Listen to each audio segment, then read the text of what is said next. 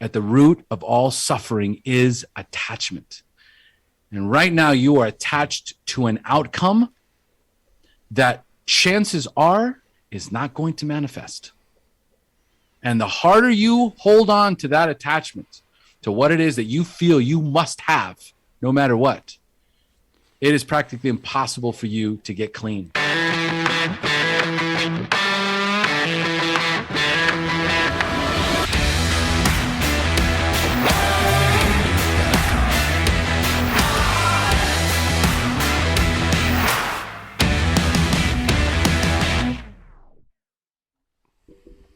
What's up, everyone? Welcome back to the Building Men podcast. Become the strongest version of yourself mentally, spiritually, emotionally, and physically. Brother, how's it going?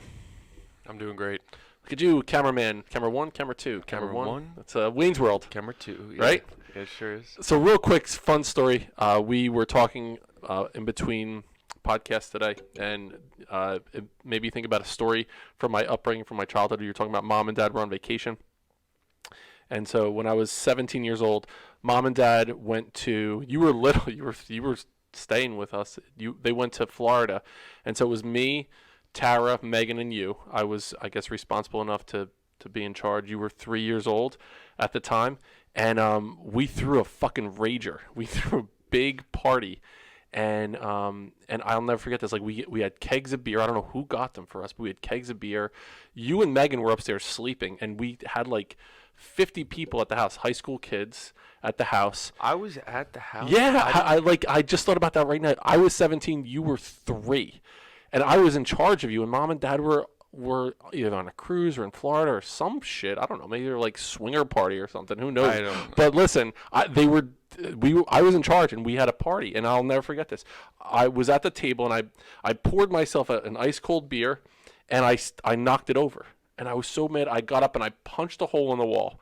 And we had this like the southwestern wallpaper in the house, and I punched a hole in the wall. I'm like, fuck, I gotta, fix this now.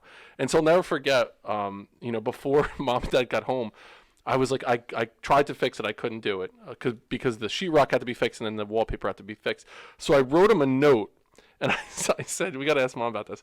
I said, everything went really well. There was a problem though. I spilled orange juice on the floor, and I was mopping it up, and I was dancing in the kitchen, mopping it up, just being stupid. And I slipped after I mopped it up, and I put my elbow through the wall. That was the story that I told him. We've all been there before, the mopping up after the spilling the orange juice. Mop and dance moves that you do. Listen, that's one of my signatures, right? I just can't believe that I was upstairs and I was just a lot going on there, right? Yeah. So. Yeah. I just wanted to share that story. It was on my mind, and I enjoyed the couple minutes before we have a guest. I'm just sharing some stupid shit. But that was the story, the mopping of the spilled orange juice. That really wasn't. It was a beer that I spilled, and I punched a hole in the wall. And I love how they gave you like $200-something for the week, and you spent it all on kegs on the first night that they were gone, and had to eat you guys curdled milk and bread. You had bread, and that yeah. I'm just like, what? It's like. You're the most important years, developmental years of my life, and well, look at your success now. Look at me it's now. All good. And speaking of overnight successes, overnight 5-year successes as an entrepreneur, we're going to bring on our guest. His name is Omar Pinto. He is a life coach. He is an addiction recovery specialist, a mindset coach. He is also the host of the Omar Pinto Coaching Podcast. Thank God they found him for that podcast. He has the right name for the podcast, right? Welcome aboard, Omar. Thanks for joining us. Right? Holy cow, what a coincidence. You put your resume in there. You're like, listen, I'm the man for the job. I am the fucking man for this job. Well, that's my name. Oh, shit. So first question, Omar, do you have any of those stories, like going back to your childhood, that you did something really fucking stupid and you told a story that was so off the wall that now you look back, you're like, are you fucking kidding me? I really thought that this would fly. Oh, dude. As soon as you said rager parties, I immediately went back to my high school days and was like, I used to have, whenever my parents would leave, it was on. It was always on. And I mean, I'd start handing out flyers in the high school, right? And one of the parties, actually one of the first parties, because this is how stupid I was. You know, one of the parties that I was, one of the first parties that I was going to show, I went around and I was handing out these flyers in school. Okay, guys, this weekend, Rager party at my house, man. You know, kegs, blah, blah, blah, music, this whole thing, right? One of the flyers gets tossed on the floor, and one of the teachers finds it and goes right to the principal's office and goes, you might want to call Omar Pinto's family. You might want to call his parents because it looks like he's going to be throwing a Rager, right? And so I come home, and my mom's like, so you got any plans for this weekend? And I'm like, no, I'm just going to be chilling at the house, you know, just while you guys are away. Don't, you know, it's all good. Don't even worry about me. Oh, we're worried about you. All right, tell us a little bit about Omar's Cantina. Oh, man. Shit. There's no way to there was really no excuse that I could come up with that was appropriate for that one, right? But ultimately, obviously, the party did not happen. But as the years went by, I would persist. And so when my parents would leave, I would throw these kick-ass parties. Omar's Cantina, just fucking drink it. I had made this sign. I had actually drawn out a sign. It was over the kitchen cabinet. You know, I had probably about $1,500 worth of alcohol that I'd stolen from the grocery store that I used to work from. Okay. And every time my parents, I had crates downstairs of mixers and alcohol and like, you name it, whatever you needed, the little margarita or the martini shakers, you know, it was on. And so years later, my little sister took over for me. And so the story that I was thinking about was, because here's what I would do. I had it all planned out. The party would be on Friday night. So I'd have 2 days to clean the house because we would trash it. Oh, yeah. Then I would rent one of those little steam cleaners for the carpets, right? And we would literally, like, for 2 days, we would steam clean the carpets, clean all the windows. You got to go through all the drawers. Anyone's listening to this and you're younger, you know, you got to trying to get away with parties. Got to check all the drawers for bottle caps, condoms, shit like that, because people will hide stuff in the drawers just to fuck you up, right? So words of the wise. My sister ends up, when I left to go to college, right, she was still at home, and she threw a rager party at the house, and they had a barbecue outside. The barbecue fell over, burned a hole in the deck. And I had to come and do damage control. To this day, I still don't know why I chose to like step up, because she's useless as like, let's just leave it there. I had to redo the deck, right? And then going inside, the house is trash. I don't know what to do, right? And I had to, and you know, that's the typical crap, right? And then I'm like, I have no idea what I'm going to tell my parents. But I remember something to the effect of, gosh, I can't even. Actually, I don't think I said anything and hoped that they wouldn't figure it. I think what we did was just toss some dirt on it, right? And kind of like tried to like put like a powder coat over it so it almost looked like it was aged. It was crazy stuff, man. So anyway, as you were telling that story, all I could think about was all the crazy high school parties I've thrown and all the work it took. When I think back of it, I was like, what a bunch of freaking work it took to throw a goddamn party. Right? And all for what? And I'll tell you, I mean, your sister brought shame to the Pinto Cantina fucking legacy, right? I mean, that's got to be something that still like gets at you, right? Like you fucking, like I set this up for you. You basically had a franchise that was like, this was like the unbelievable franchise, and you besmudged the name of the Pinto Cantina. Well, the only reason why she did is because she couldn't handle it. Okay, if you can't take the heat, get out of the kitchen. If you can't handle the heat, get out of the kitchen. All right, I would spend 2 days. I'd had broken glass. I had to go and in the middle of a weekend go find glass to replace a glass table that got busted, clean the concrete where there was a fight outside, and pots got broken, blood on the floor. You know, I mean, it was some of the most epic, crazy, and now that I'm saying it, probably one of the best times of my life. So here's the thing. I definitely didn't even think I was going down this path with you here, but here's the problem in fucking society today, right? You had to become Harvey Keitel from Pulp Fiction. You had to become the one that came in and fucking cleaned up the shit, right? Like you were fucking the wolf. You were fucking Omar Pinto, the motherfucking wolf. And I'll tell you what, how amazing my mind used to work when I would have to deal with the aftermath of a party. I mean, I all of a sudden was like, I got it. I know exactly what we need to do. And I would literally clean everything up. So I'm just thinking back to a story. This is so stupid. I'm like, and this is not my finest moment, but like, so when I would drink the bottles of alcohol that my parents had, they didn't drink a lot of hard alcohol. They would have their beer. My dad would have like Red Dog or something growing up. Red Dog. Red Dog. And that's when like, is that even a real thing? It's a beer. It's like a knockoff Budweiser. Yeah. It's like a cheaper version of Budweiser. There's a knockoff, a cheaper version of a Budweiser. We're gonna send you a 30 rack of Red Dog.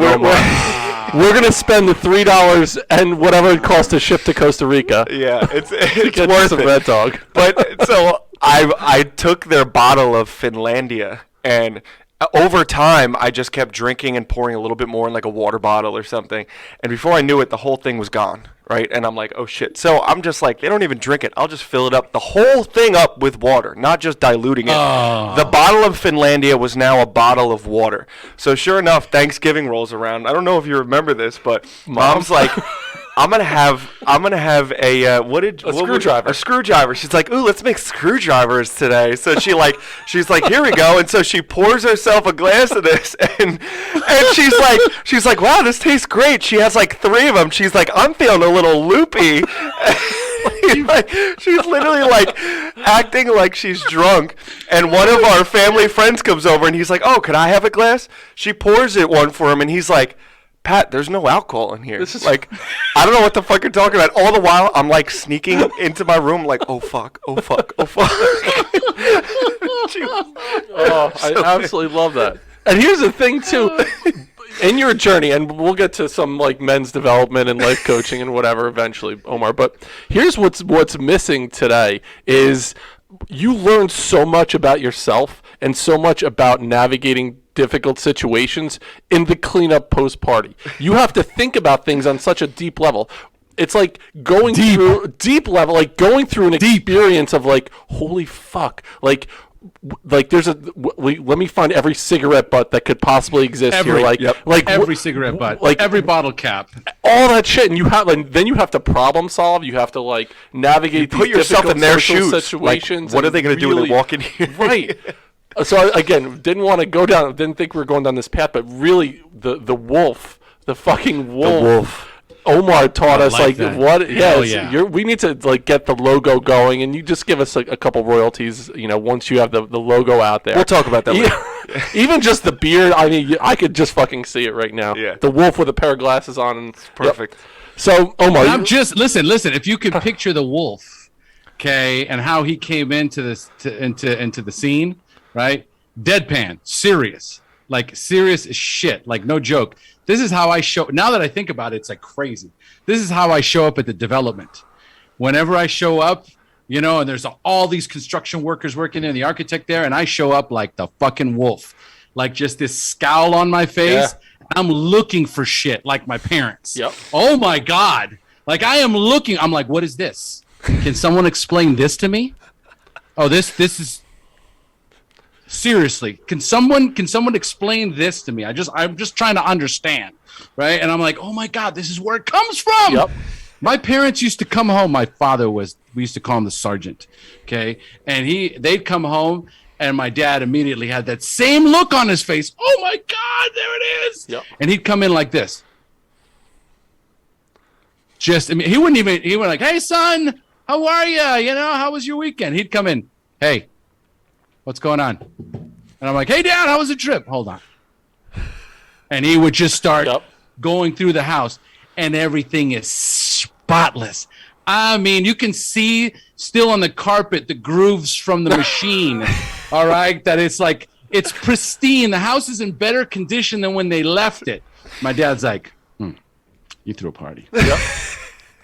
You fucking threw a party, didn't you? And I'm like, what are you talking about? Listen, I love you guys. Yeah. And I want to make sure when you come home that this house is spotless. Absolutely. I mean, legit. He's like, I can't even hear it. Thank God the house is clean. Just get the fuck away from me. You're like, Dad, my sister was here. I steam cleaned the fucking back deck. I steam cleaned the back deck. Don't I get any credit for that? It doesn't like remedy a hole in the deck from a fucking barbecue spilling over on it. But it's steam clean right now. No need to segue into the fact that one of my intros is addiction recovery specialist. That's where that's how I'm definitely gonna segue into that. But that free therapy session was brought to you by Building Men. Building Men, reach out to us if you need some therapy sessions. Yeah. In 14 minutes, we'll help you uncover some shit from your childhood that you didn't even realize existed. So Omar, now all those parties that are existing, and now we'll start all those parties that you went to. Like you were the man that was throwing these parties. Talk to us a little bit about from that point in your life. So pick up in that high school time frame. How did you get involved in addiction recovery? Like talk to us about that fucking scary journey that you went on, where that became part of what you do now. Well, it's really an epic and beautiful journey now that you frame it this way, right? I had never even thought about the coping skills that I not only developed, but I already had inside of me. I was a problem solver from go. Now, I've always had to wear glasses. I've been wearing glasses since I was 5 years old. I'm legally blind. I can't drive. Okay, and so I've had to wear glasses since I was a child. Undiagnosed ADD. I mean, always been obsessive compulsive, dyslexia, all this stuff. Like school was a nightmare for me. So I had to figure out how to work around everything, how to pass tests, how to study, how to get things done. And so I didn't even really realize that what was happening was I was just becoming. And at the same time, because I wore glasses and because I had shitty grades and because I was not much of an athlete, right? I was always kind of like my dad was always like, careful not to break your glasses. They cost a lot of money. Right? So I was always kind of concerned about breaking my glasses. I couldn't play football. One time I was playing baseball and I was a catcher and I was warming up the pitcher without a helmet on, right? And boom, it hit off my glove, broke my glasses, went into my eye, right? Ended up playing baseball for me, right? So it was like no sports, shitty in school, not a lot of friends, kind of a geek, maybe a lot of a geek, and so me growing up was like, God, fucking how much more difficult is this life of mine going to be? And then at 16 and a half years old, I was at a house party and I had my first beer. And it was like the first time I did not feel out of place. It was the first time I felt comfortable in my own skin. Like I felt like the best way to describe it is I felt like me. I felt like there was a version of me that was inside of me that just was afraid to come out, was afraid to be seen, was afraid to be recognized. And I just started talking to everybody in the place and I'm cracking jokes and I'm talking to girls, right? I'm just fearless. And I'm thinking to myself, this is the most amazing feeling of my life. Like, where's alcohol been my whole life? And so immediately, it's no surprise that whenever my parents would leave out of town, my first thought is epic party, lots of drinking so that I could be myself and I could be in my space. And I mean, I threw epic parties, and they only got bigger. When I moved out of the house, I would still throw these epic parties, right? I was notorious. And what did I need? What was I looking for? As a coach, if I was coaching somebody, automatically I say, okay, so there's this desperate need for acceptance, desperate need for validation, desperate need to have self-worth, self-esteem, grasping at anything that comes naturally to me. And the only time things came naturally to me when I was drinking, because when I wasn't, I was struggling all the time, struggling to have friends, struggling to, have a life, struggling, God forbid, struggling to have a girlfriend, right? It took me years before I could even have a girlfriend. I was just so socially awkward. And the alcohol just kind of took that all away. And so I would say from about 16 years old to 30 years old was my climb of drinking. And I was also very much a moneyaholic. Okay. It took me many years. It took me a lot longer to kick the moneyaholic than it did to get me to kick the alcoholic. Right. But when since I was 14 years old, I was working. Okay. I never took a summer vacation ever. When I was a kid in school, as soon as, I wasn't even old enough to work. You can't even work till you're 16. I would work. Here's another wolf thing. I would go to businesses and go, I'm not old enough to work, but I'll do whatever you need me to do. I need some cash. I'll work behind the table. And I would go from business to business till one of them said, dude, this kid's got fucking moxie. Bring him in. All right. You can come. And my mother's a Jehovah's Witness. So we didn't celebrate birthdays, Christmas, holidays of any kind. Right. So I was like, people desperately want holidays. I'll work. Oh, double time? I'll work. Right. I was a grinder and I was a hustler. And I always knew that if I was going to make it in this world, I was going to have to figure out a way to make money. And it wasn't going to be through getting an education in college. Right? Because I already knew I graduated high school with a 3.2 grade point average, barely made it. Okay. And I was like, college, what? Right? I stammered around in college for a few years, struggled. I probably spent a good 5 years in college, never got a degree, kept switching majors. This shit's too hard, And then finally, I just started working. Okay. And so ultimately, what would happen is I was able to work all week and party like an animal on the weekends. Work all week, party like an animal on the weekends. And that was a good 10-year run of my life until I moved to Costa Rica, right? And so I'm trying to make this as quick as possible. But moving to Costa Rica, I was a mortgage broker in the States. I had gotten to a place where all the hustling paid off. So for the most part, it was waiter, bartender, assistant manager at a restaurant, service industry stuff. Okay. Mainly that's how it's car salesman. Okay. Like shit jobs. One of my friends that I was working with when I was the assistant manager at a Jamba Juice says, Omar, you should be doing mortgages. My husband's doing this. I go, I don't have a real estate license. I don't have a brokerage license. She goes, you don't even need that. They just need guys that can talk. Right.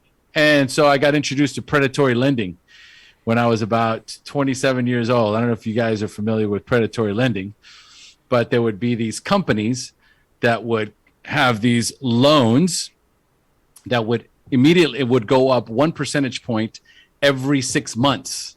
Okay. So maybe you start at 7% and within 2 years, you're at already 10% interest. Right. And it was these shitty loans. And so when I was in that business, one of the things that I do have is a conscience. And when I got the job, they didn't really explain to me how it worked. It was almost like they gave me just enough information so my conscience wouldn't even know what I was doing so they would have you sell things in a way that you didn't even know what you were selling. But when I figured out what I was doing, I was like, I got to get out of this business. And what happened was in the course of this, I met someone who had left that and started their own brokerage firm and could give people decent loans, like good loans, right? I went into that.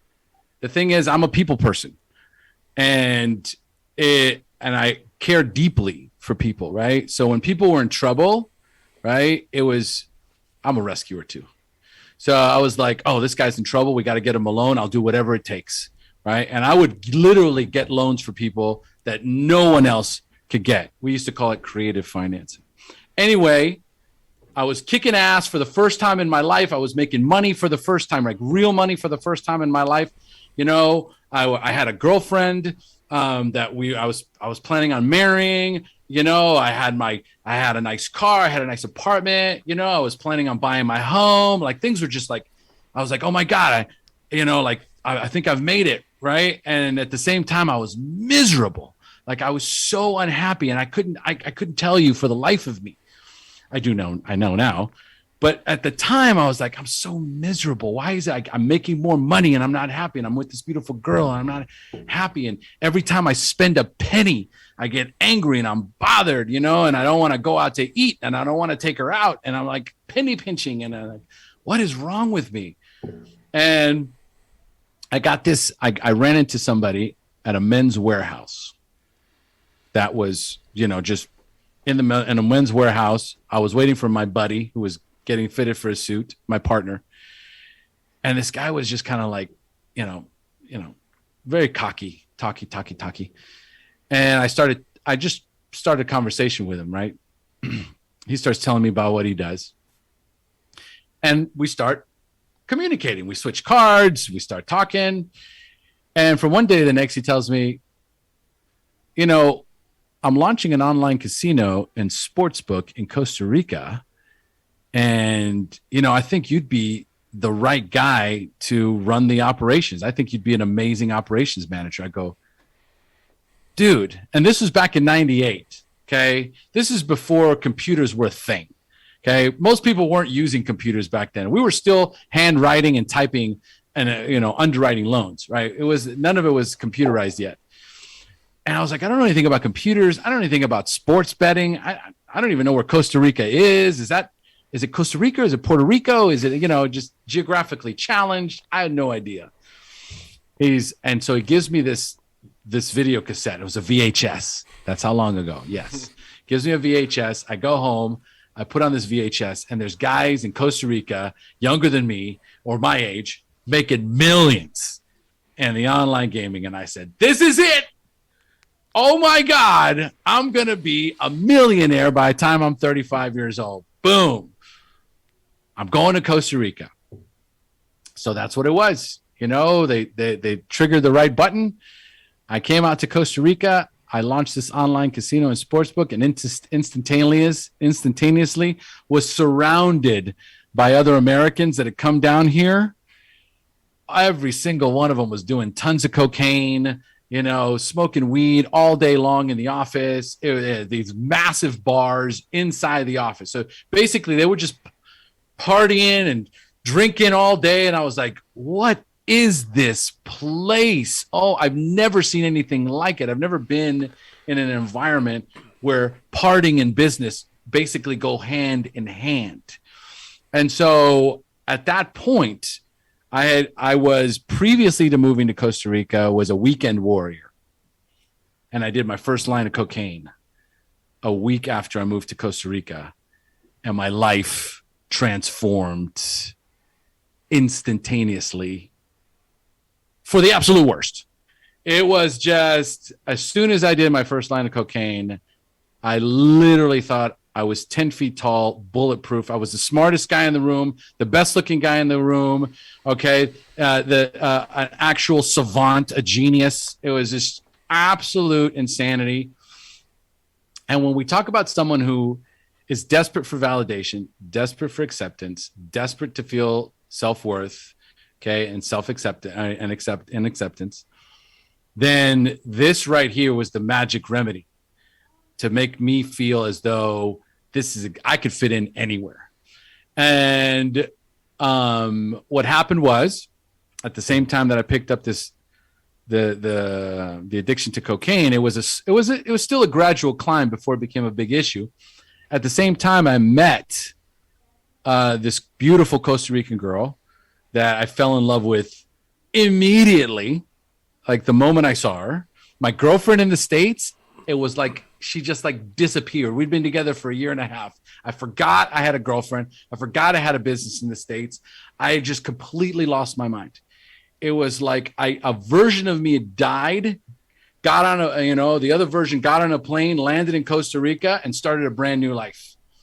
And so before I knew it, about a month in, I've got a new set of friends. I've got a brand new girlfriend. I've got a business that I'm launching, right? And I am like, this a dream come true. It's oh my God, this is like the most amazing thing. And within 4 years, I had destroyed the business. My wife was 6 months. I'd married the girl that I was dating. She ended up leaving me because I, couldn't stop using drugs and alcohol. She was 6 months pregnant. So because she was pregnant, she's like, fuck this guy, I'm out of here. I lost the business. I was severely addicted to cocaine. Like I could not stop, so I was physically in the worst shape of my life. It was horrible. And then it all culminated in one night where I had done way too much drugs. I thought I was going to die. I literally thought I was going to have a heart attack. So I was like, I'd done too much blow, and I'm drinking all this alcohol, trying to get it to come down. I'm starting to pop Valiums, smoking weed.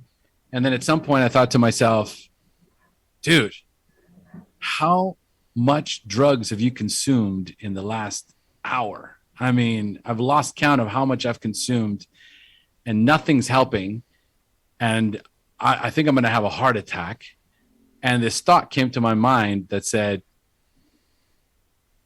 that wouldn't be such a bad thing. That wouldn't be such a bad thing. And I got on my knees for the first time in my life, you know, because I had left God when I was about 18. And I didn't need that. I didn't need God in my life. I left when I was about 18 years old. And I just got on my knees and I said, God, I am no use to anyone. And I'm killing myself. I'm destroying my marriage. My daughter's going to be born in a few months. And I am just an absolute monster. Right. So just take me out, man. Take me out of this world. Don't let me wake up or help me get clean. Right. That was my prayer. That was it. That was my prayer. Obviously, I woke up the next morning and I remember because I had been battling with this for so long. I'd actually gone to a therapist and he said, you need to go to 12-step meetings. You are a full blown drug addict. And that's the only thing that I've seen really help, you know, people like you. And I just remember that conversation when I woke up the next morning. So I got up, picked up the clothes that were on the floor, got in my car, drove straight to that therapist. And I said, can you help me? I'm desperate. Can you tell me where those meetings are at? And he's like, I'm so glad you're here. I'm so glad you're here. The meeting starts in an hour. Here's the directions. Get there as quickly as possible and ask for help. You know, and that's what I did. I went there. I went to the meeting. I sat down and said, my name's Omar. I'm an addict and I need help. And these guys just like, there's these men in the room that swarmed on me. And they're like, we got you. And they started telling me their stories, right? And that's the magic. That's the magic of sharing your story. Because you might think you're the biggest piece of shit that ever walked the face of the earth until you hear somebody else who's just as big a piece of shit or worse. And it's that camaraderie and that connection that immediately gives you hope. And it had been a very long time since I had any kind of hope. I destroyed everything good in my life, was this close to death. And 12 steps saved my life, right? So I dedicated the next 10 years of my life strong to 12-step recovery. It took me about, I would say, a good solid year to really get my bearings before I started sponsoring other guys. And so I would say a solid 9-10 years of my life was spent from that moment on helping other guys get clean and sober. Right. And so that's how my journey of personal development started. And that is where the addiction recovery specialist piece comes in. So Omar, you mentioned that there was that moment that you woke up and the night before you're like, take me, I'm done. I'm cashing out. I don't need to be here anymore. Yeah. It was the George Bailey on the bridge and It's a Wonderful Life moment where you're like, I'm better off not being here for anyone who has a relationship with me in the future. So you wake up in the morning and there was this person who was in the form of an angel, basically helping you understand that you need to go. Yes. From the moment that you woke up, did you use cocaine again? Were you still popping pills? Was there like a refractory period afterwards that you slowly got off of it, or was it a cold turkey moment for you?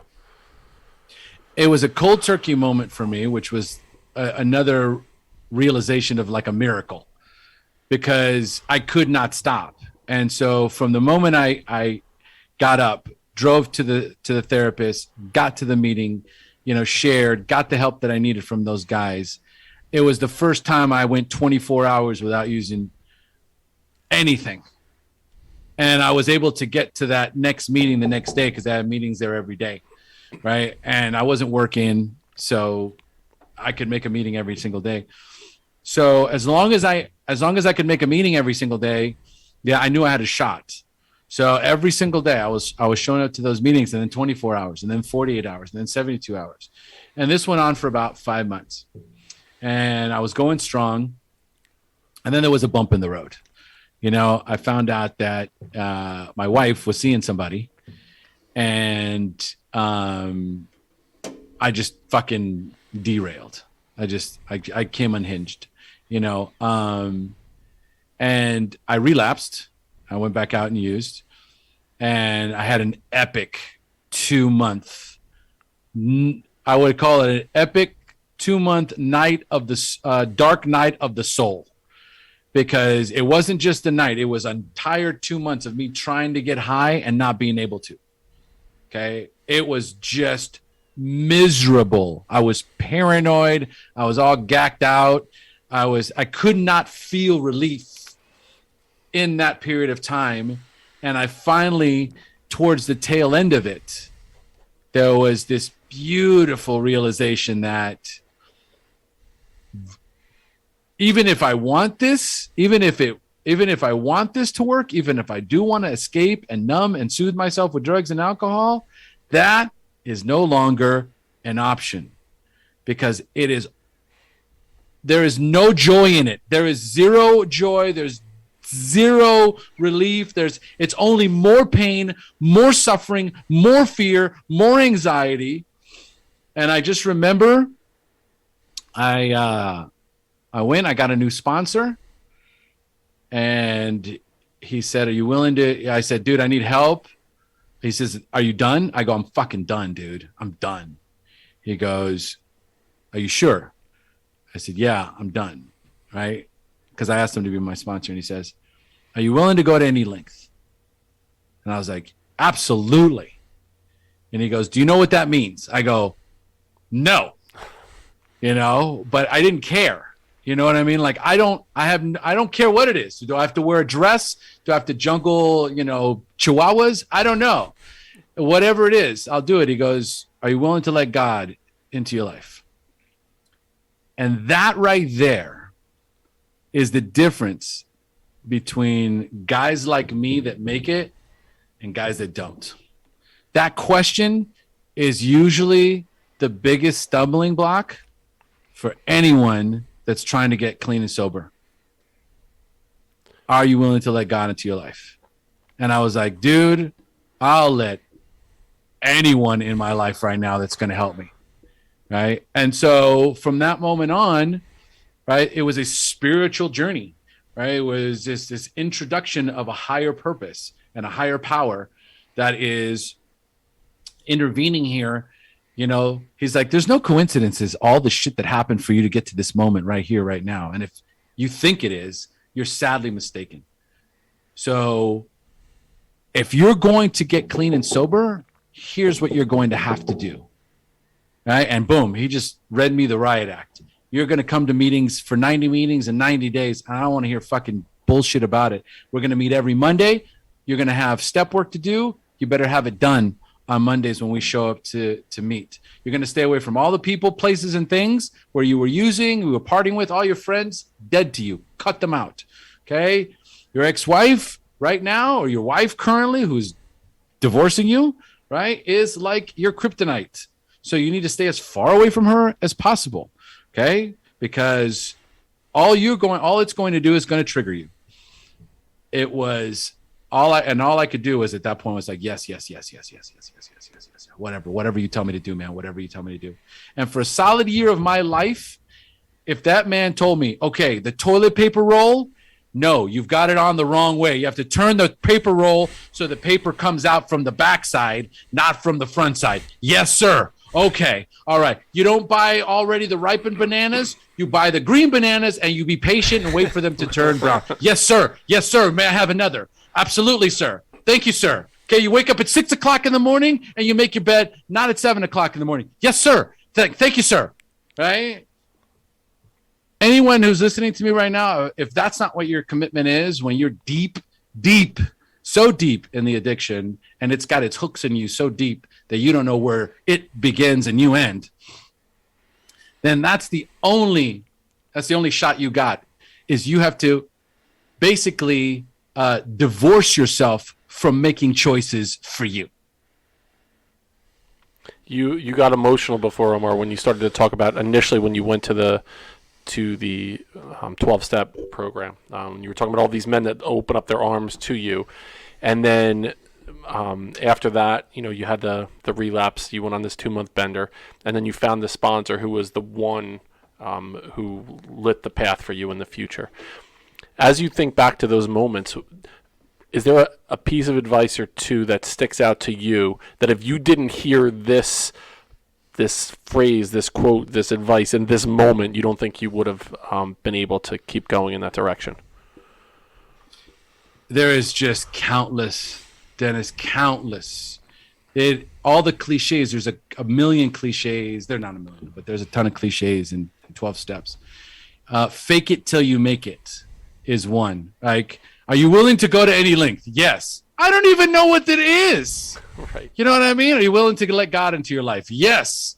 Fake it till you make it. Okay, there's a big one, right? I couldn't let go of my ex-wife. I was desperately trying to get her back, right? And one of the things, and I still remember this today because I use it as a coaching slogan, right? He goes, Omar, let me just make something very, very clear to you. Okay, this is what the Dalai Lama says. At the root of all suffering is attachment. And right now you are attached to an outcome that chances are is not going to manifest. And the harder you hold on to that attachment, to what it is that you feel you must have, no matter what, it is practically impossible for you to get clean. You need to let her go. If she comes back, it's God's will. And again, are you willing to let God in your life is another thing, right? A spiritual connection is everything. My life today, I may say fuck 30 times in a 10-minute span, okay? Or probably more, right? Does it mean I'm not spiritual? Absolutely not. I thank God every single day. Who is that God that I'm praying to? Do I know what he looks like? Do I know what she looks like? Do I know what it looks like? Do I know what it sounds like? Actually, I do know what it sounds like, right? But I have no idea what it looks like. However, I know without a shadow of a doubt, and I will tell you this, another emotional moment in my life was when I was, when I was sitting in the delivery room when my daughter was born. And I was only about 4 months sober, right before the relapse, right? And I was holding my daughter in my arms, and she's just a few hours old. My wife is asleep because she's recovering from the C-section. And I am holding my daughter in my hands, and I'm looking at this absolute purity, this angel in my life, who is 18 years old today, just so you know. But at that time, I'm holding this little tiny child in my hand, thinking to myself, how am I going to do this? I don't even know how to take care of myself. How am I going to take care of this baby? And it was one of those moments where I said, God, help me. Just help me. I don't know what to do. I'm going to fuck this kid up. And I felt this.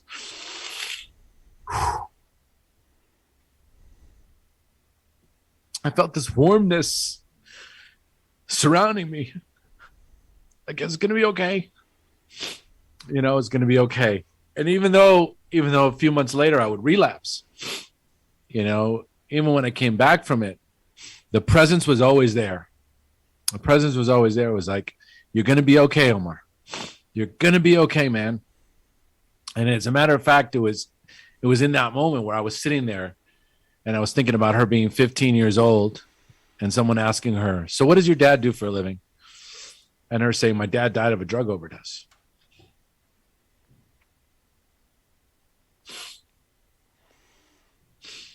And so I made a commitment to myself that I was going to do whatever it took to become the man that she deserved me to be. And so even after the relapse, like when I came back from that relapse, It was so miserable, and I'm so grateful. I'm so grateful for how horrible it was. It was one of the most horrible. All I could think about was her for 2 months. And like, you're such a piece of shit.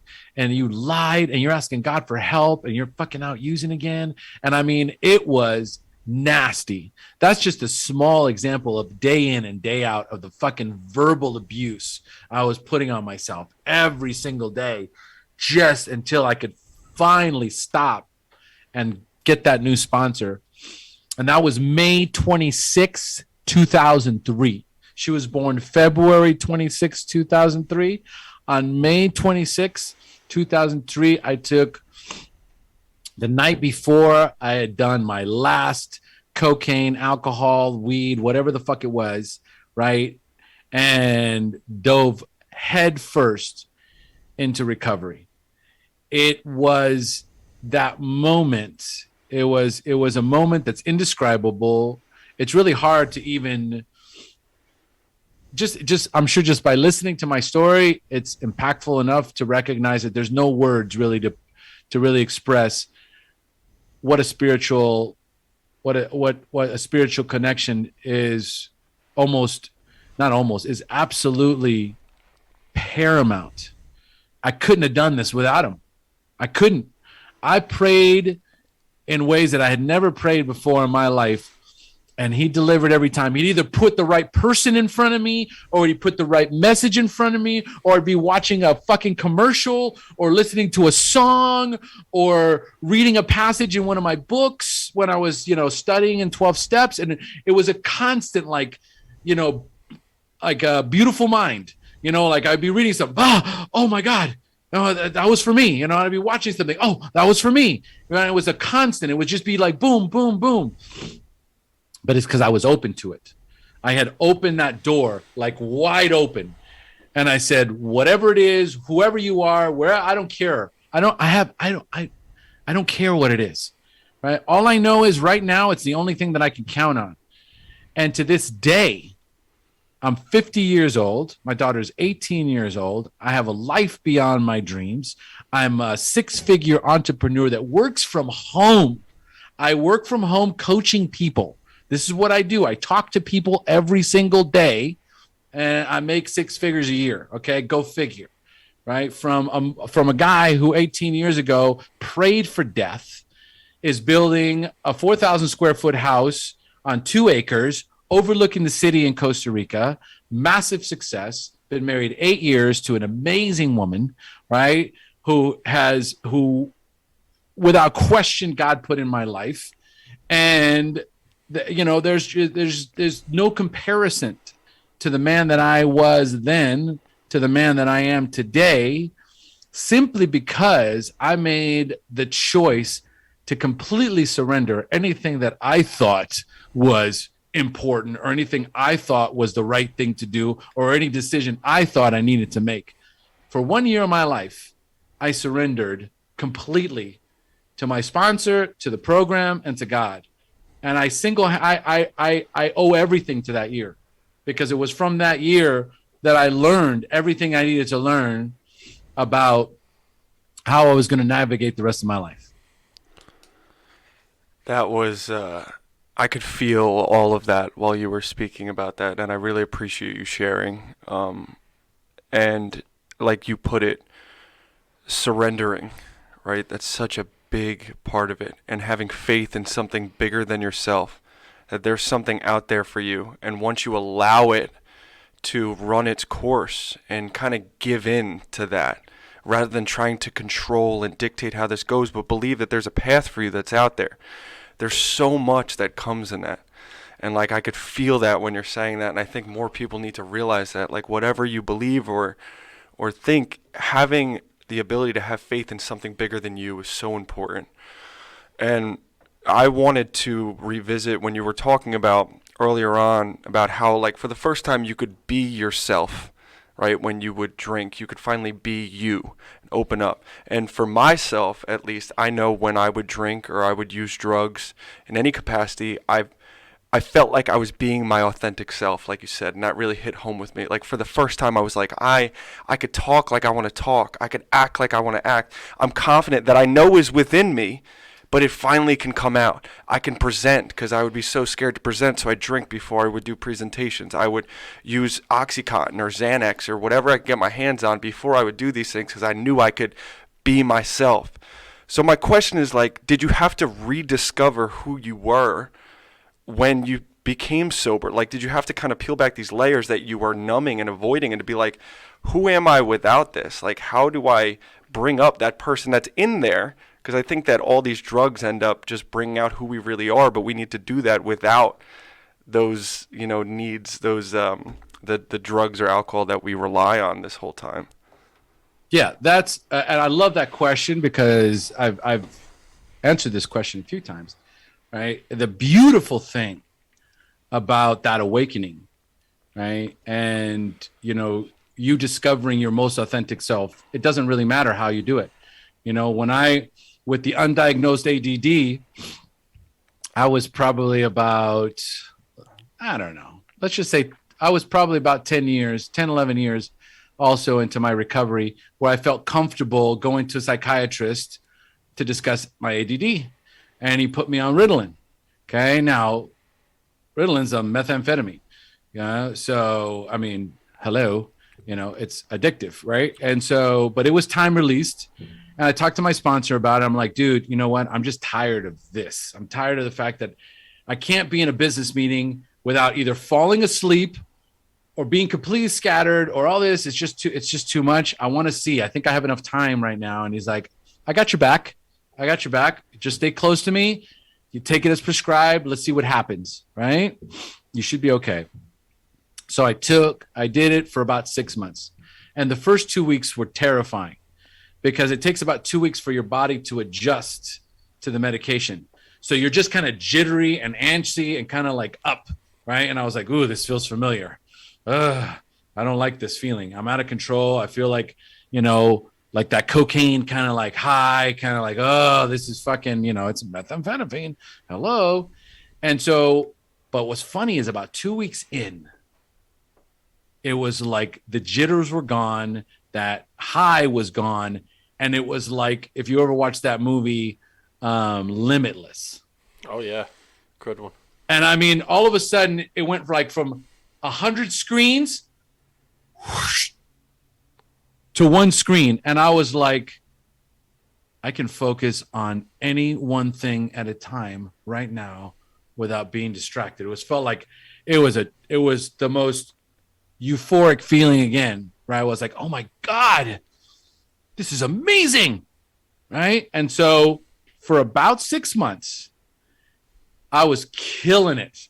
I think that's about the time I launched the podcast. It was probably about I think that was the time I launched the podcast because I had all my energy now could be focused on one thing at a time. I could compartmentalize my time. I could kill it at work. I could kill it at home. I could be like, it was like fucking amazing.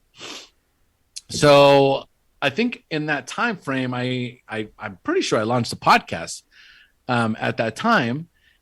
And then about 6 months in, it stopped working.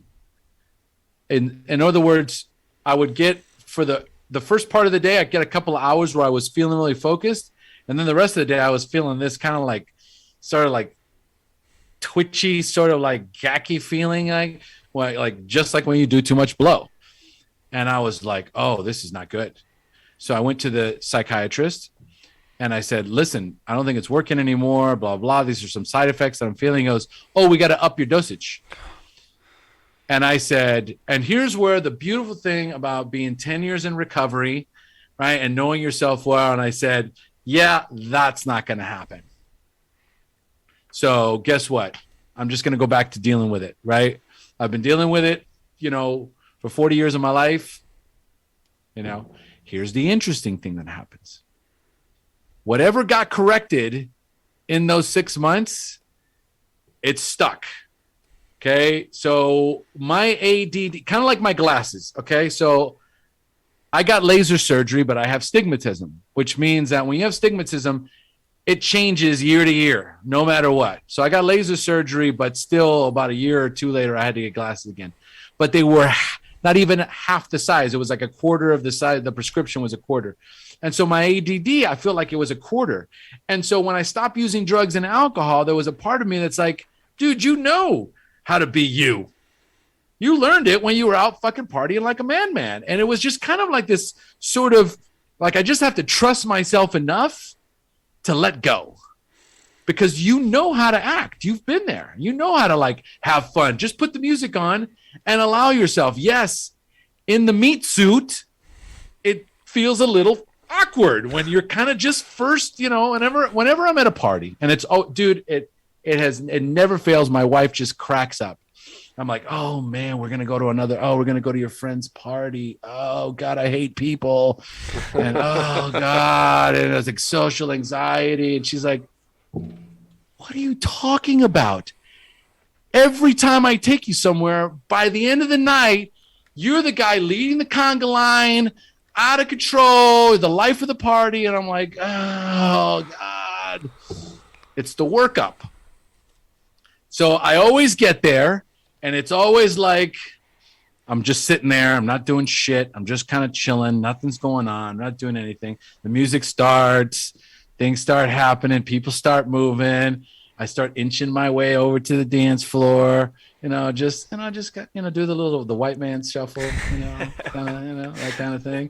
Right. And before you know it, I got my jacket off, fucking singing along with the band. Everybody's like, Omar, right? It never fails, right?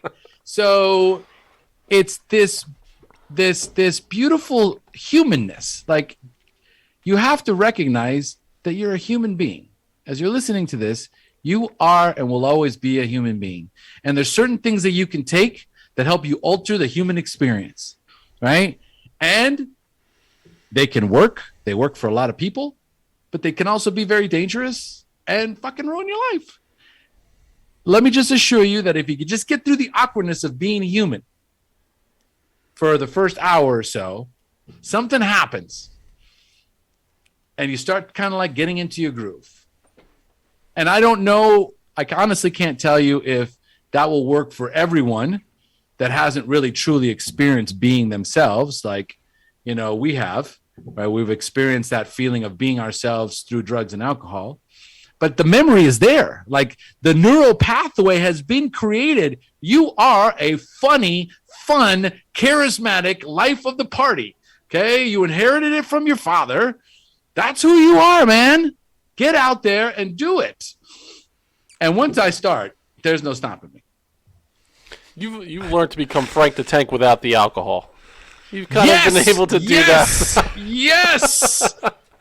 Tastes so good when it hits your lips, but you're doing it without the alcohol. That is exactly what you were able to do. It's amazing. Omar, this episode's going to go on for 4 more days, or we'll cut it here and then have you back on, because I want to do a part 2 with you, just to go through the journey of like, how do we go from where you were and then all the amazing work that you're doing with men right now. It's truly remarkable. I'm fucking so happy that the audience got to listen to part 1, because we're going to follow it up with a part 2 on this journey. This is tremendous. Let's do it, because really that, and actually what you just said right there is my focus right now. My focus right now predominantly is helping men emote. It's helping men be emotional, be comfortable, being vulnerable, okay? Hugging, saying I love you, okay? Being expressive, right? It's what's been called to me over the last year. And it's so strong, right? So yes, part 2 will be all about, Omar after Sober Frank the Tank. Beautiful. Omar, where can the Building Men audience find you? The best way to find me is omarpinto.com. I make it very simple for you. You can learn about my coaching. You can learn about me. You can learn about my podcast. You can listen to my podcast, right? You can go to my YouTube channel. You can go to all my social media. Everything is right there. You can reach out to me right from the website. I'd love to hear from you. That's tremendous. Anthony, any final words? Thank you for that. That was freaking tremendous. That was such a good conversation. So What's maybe one piece of advice for the Building Men audience would you give them they could start tomorrow when they're at a standstill in their life, or they are struggling with addiction, or something that they could immediately put into place to kind of help them kickstart it? So when you're stuck, right? When you're stuck, it's your body's way of helping you recognize that a change must happen. It just has to happen. So if you've reached a certain point in your life where you just can't go further, you feel stuck, you feel trapped, and also you have a hard time communicating exactly what it is that you're feeling or what's going on in your life, then the suggestion is you need someone like me, or like a coach or a counselor or a therapist or someone that can help you start articulating what's actually going on in there. So when I'm coaching a guy, it's me, first of all, going into their childhoods, because it always stems from there. I haven't found a case yet that doesn't. But there's somewhere along the way what we were talking about being the authentic version of you. Okay, so let's say you are just a natural athlete, or you are a painter, or you are something that you know inherently you are, but somewhere along the lines you just went off course because your dad said you're never going to make any money doing that. That's a fucking pipe dream. Or your mom said, that's really not something that, that's not something you can really be proud of, or whatever the case may be. Somewhere along the way, someone kind of pulls you it diverts your attention away from you. Somewhere along the line, someone that diverts your attention from you, and you start following the wrong path. And even if you meet success along that path, it feels lackluster. It doesn't feel like you made it. It doesn't feel like you thought it would make you feel. And so now you find yourself in this place where you're stuck. I don't know what to do. I don't know how to move forward. I don't know how to be happy. So the idea is to have someone who can help you reconnect with you, reconnect with your purpose, reconnect with your path. And immediately what's going to happen is that feeling of stuckness starts to move around. There becomes some wiggle room, right? And that's typically, from this conversation right now, if that's what you're feeling, it means you're going in the wrong direction. That's all it means. Don't be too hard on yourself, right? You can change in an instant. I know you think you can't. What if you guys know the Aubrey Marcus, Ed Milet famous YouTube conversation where Aubrey Marcus says, people think they have to do shit, man. No, you don't. I have to go visit my mom. No, you don't. Dude, I have to work 6 days a week. No, you don't. I have to go to the gym every morning at 5 a.m. No, you don't. You don't have to do anything. You either choose to or you choose not to. But the minute you say to anything, I have to do something, you're trapped. And that feeling of stuck is only going to grow from there. So find your way to someone who can help you unpack the stuckness. That is brilliant advice. I want to tell you, based on your work with men, helping men say, I love you, Omar Pinto. I love you, brother. I love you, brother. I love you both. So Building Men, you can find us on Instagram at building.men. buildingmencoach@gmail.com is our email address. buildingmen.io is our website. Our two sponsors right now are FTR Apparel, Finish the Race Apparel, and Become Stronger Industries.